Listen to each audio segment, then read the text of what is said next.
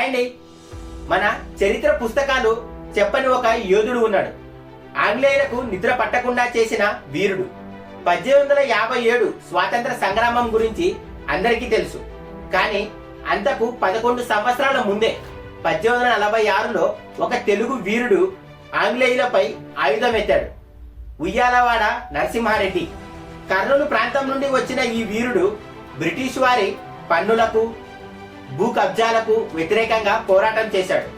రైతులను, గిరిజనులను, సామాన్య ప్రజలను అందరినీ కూడబెట్టి 5,000 మంది సైన్యాన్ని నిర్మించాడు.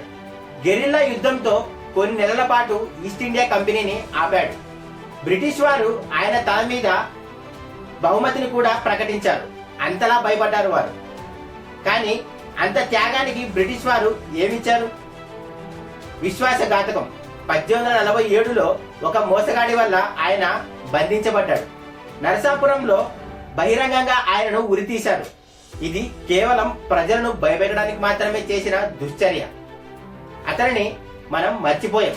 అలాగే మన చరిత్ర పుస్తకాలు కూడా మర్చిపోయాయి. ఇలాంటి వీరుల కథలు మనం కాకపోతే ఇంకెవరు చెప్తారు? ఇలాంటి తెలుగు వీరుల కథలను తెలుసుకోవడానికి మన ఛానల్ను సబ్స్క్రైబ్ చేసుకోండి. మీరు చేసే ఒక్క షేర్ మరో వీరుడి చరిత్రకు జీవం పోస్తుంది. Thanks for watching.